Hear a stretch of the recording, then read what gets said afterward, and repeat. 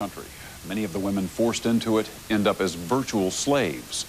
When police crack down, the criminals who run the prostitution rings often come up with new ways of evading the law.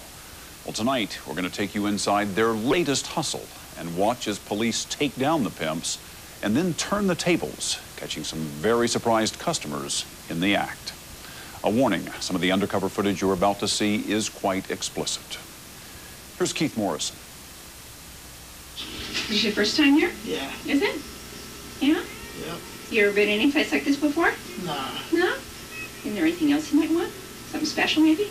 Striking a bargain for sex. It's a transaction that takes place thousands of times a day all over the country. What does she do for you? Everything. But it's not what's happening that makes this scene remarkable. It's where. Tonight, you're going to get a rare glimpse at a unique twist on prostitution through the eyes of the vice cops who go undercover to try to stop it. Saturday night in Southern California, and the vice squad is on the prowl. You'd expect to be staking out a strip club, a peep show, or a massage parlor. But because of their somewhat tarnished record, you now need a license to operate a massage parlor. Some entrepreneurs don't want to bother or can't. That's why tonight the cops are staking out a chiropractor's office. A chiropractor's office? If you want to open up a chiropractic office, you don't have to have a license to do massage. You don't have to have a county business license. Brian Schlosser is a detective with the LA County Sheriff's Vice Unit. He says a sex business run out of a chiropractic office would seem the perfect cover. All you need to be is a licensed chiropractor. All you need to be is a licensed chiropractor. And you can do whatever you want. Yeah, pretty much. It's not the chiropractors themselves who run the sex part of the business. Cops say that certain organized crime figures take care of that. They just need the chiropractor to front for them. In fact, the chiropractor never has to set foot on the property. What's in it for the chiropractor? About $1,500 a month. Per cash, per location. Schlosser says some chiropractors have hit hard times, what with so many of them competing for business in Southern California. And although the vast majority of chiropractors are legitimate, a handful have taken advantage of the sex trade. Ads for the clinics turn up in adult newspapers, saying nothing about chiropractic care. And the money rolls in. How many of these storefronts could one chiropractor have? We've got one that maxed out at 54. 54 offices, each of which might be bringing in $1,500 or so a month. That for him. Of course, the crooked chiropractors are just small cogs in a huge sex industry that takes in billions of cash dollars every year, one seedy transaction at a time. $80 for one? Everything. You're about to get a first-hand look at a nasty job. Schlosser and his team busted a phony chiropractor's office, then they got a court order to take it over. They set up hidden cameras and microphones inside. Customers came in looking for sex, unaware that the manager and the masseuses were actually police officers. We've been asked to obscure the identity of some of the cops and customers, but you won't have any trouble figuring out what's going on. Help you? What would you like? Massage, 30 minutes. Okay. The first guy is actually a repeat customer. Have you been here before? Yeah, I was just here last night. Oh, okay. But little does he know, as he's led back to the shower, then the treatment room, that overnight a new proprietor has taken over here. Hi, how you doing? My name is Michelle. Want to have a seat and finish taking your clothes off? Okay. It's clear this man is not expecting a spinal adjustment. So what did Yumi do for you? Well, everything? Everything. What's everything? Sex? Huh? You mean sex? Yeah. Customers pay a flat rate to get in the door. That's for the massage only. Everything else is negotiable. This guy finds the price has gone up since his last visit. For how much they should do it for? 60. I charge $100. Okay. We'd establish 3 elements: sex, money, or furtherance of the crime. And as soon as he gives our decoy that money, he's completed the elements of the crime. She walks out of the room with the assumption that, yeah, I'll be right back. And it shows up there a couple other big guys wearing sheriff's outfits, and they're pretty surprised sometimes. Hey, partner. Please permit. Oh. Put your clothes back on, okay? Okay. The next guy seems a little shy and says he doesn't speak much English. You speak Spanish? Yeah. Okay. But in the treatment room, he manages to make his preferences crystal clear. But I'm looking at Asian girl. Ah, Asian girl, huh? Yeah. She leaves, and an Asian officer takes her place. Just massage only, right? Yeah. And nothing special? I'm asking for the special. Wait, depends what you want. Well, you gotta tell me so I can tell you the price, right? Sex and... Everything? Yeah. All right, hold on. $100. They haggle. You can tell me how much is the last price. All right, how about... Okay, about $60. Okay. $6? Yeah. Okay. The deal is done, but it's not the deal he expects. Please pardon me, get it. Out of it. Do you have to worry about this becoming entrapment? Is there a point at which it does? In prostitution, you can actually solicit that particular crime.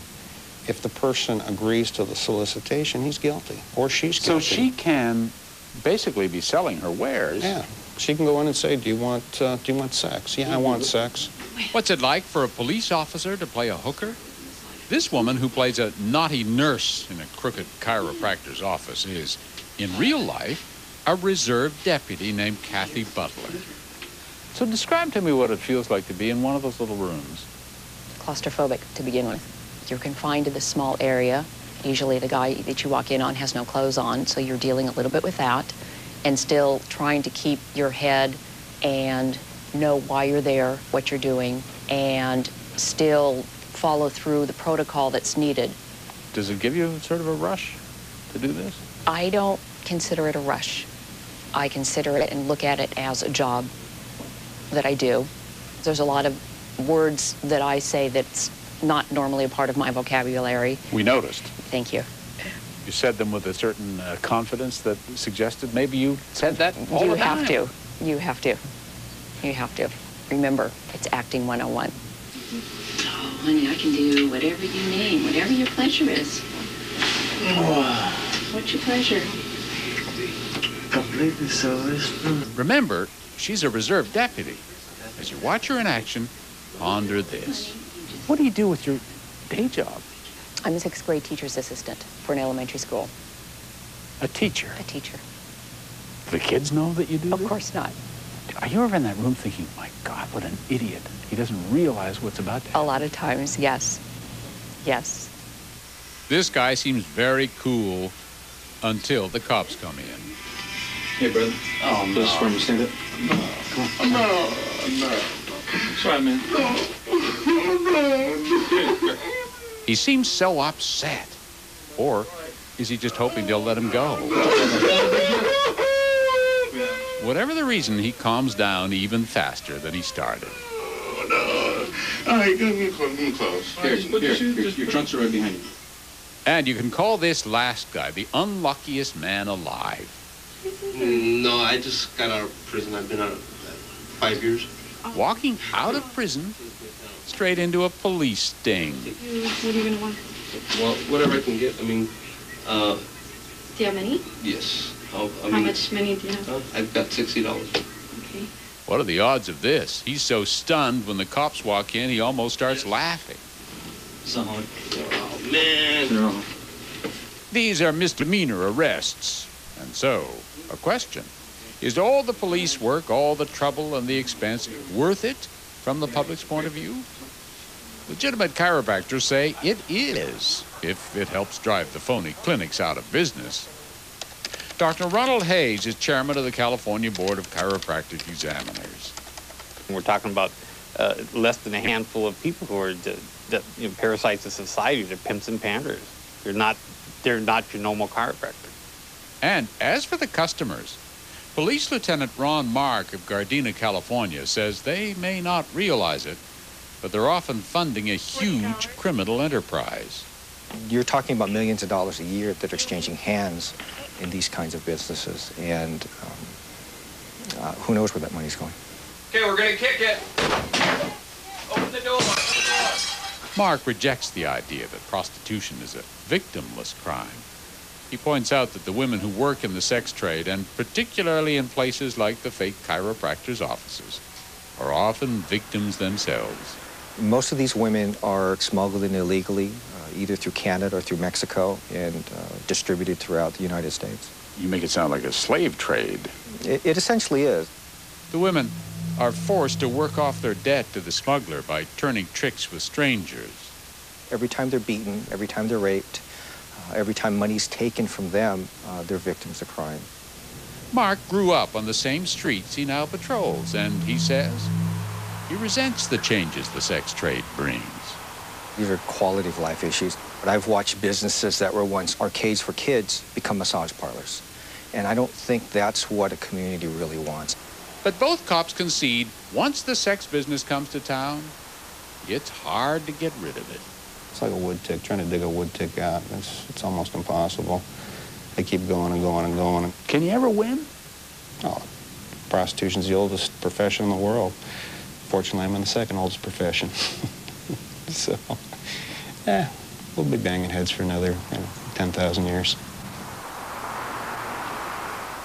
That's all for this edition of Dateline Sunday. On a special Dateline Tuesday at 10/9 Central, Thomas Hamill, the American who escaped his captors in Iraq, tells the full story of his run for freedom.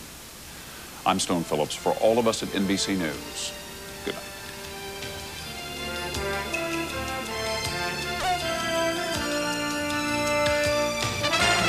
For a transcript of tonight's broadcast or to purchase a video segment, call 1-866-NBC-TAPE.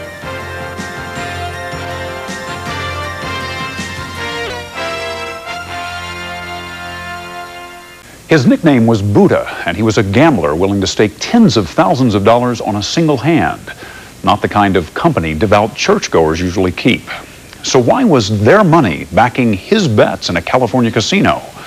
Well, it all started with what looked like a great opportunity for a faithful few to help others while also helping themselves. They had no idea they were being drawn into a scheme that was literally banking on their good faith. Here's Keith Morris. Okay, come on, Jones. It's right here. I'll come back in a minute. Monty, hurry, we're late. Ricky Siglar is a rock of a man. 6'7", 300 pounds plus. That's right. He's also a devout Christian. Amen. His faith, the most important thing in his life. We put Christ first, then family comes next. Though for years, Siglar would spend his autumn Sundays not in church, but here on the field at Arrowhead Stadium, playing offensive line for the Kansas City Chiefs. That's him, there, number 66. To provide for his family, Siglar subjected himself to crushing punishment. Surgery after surgery left his body laced with scar tissue, screws, and steel plates.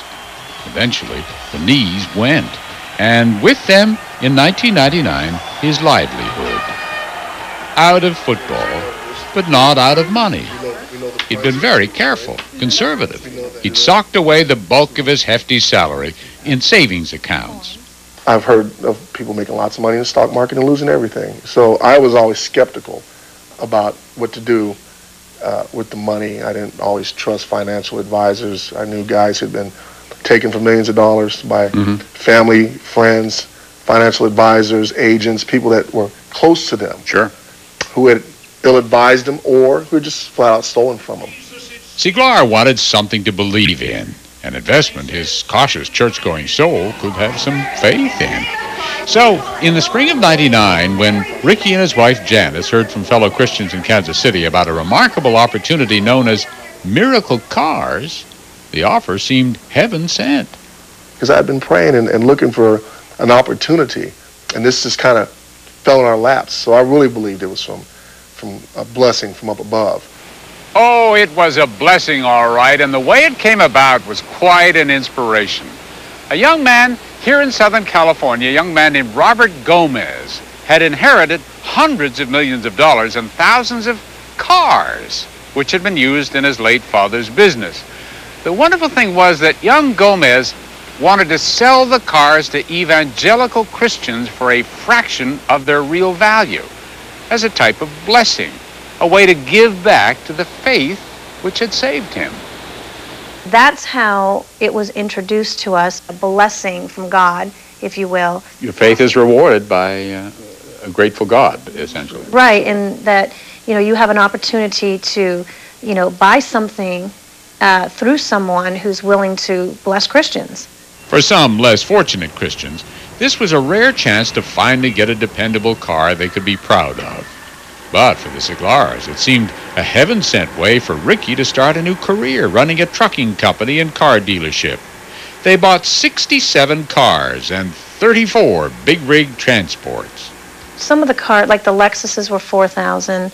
The Cadillacs were $3,000. They weren't $1,000. Yeah, they had Ford F-150 pickup trucks. I want to say those were $1,000. There were two minor catches, however. The estate, they were told, was tied up in probate, so it could be months before anybody could take delivery of the so-called miracle cars. And the money had to be paid in advance. How much did you invest? A little over $200,000. $200,000? Yes.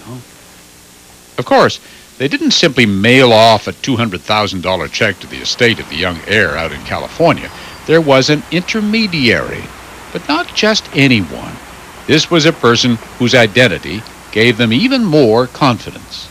Who was the first person you wrote a check to in this deal? Dr. Corinne Conway. You are very important to God. The Reverend Dr. Corinne Conway from nearby Higginsville, Missouri, was well known locally as the President General of the Virtuous Women International Ministry, a Christian female empowerment group. Reverend Dr. Conway can be seen here in this promotional video at a Virtuous Women Praise and Worship ceremony celebrating the Miracle Car offering.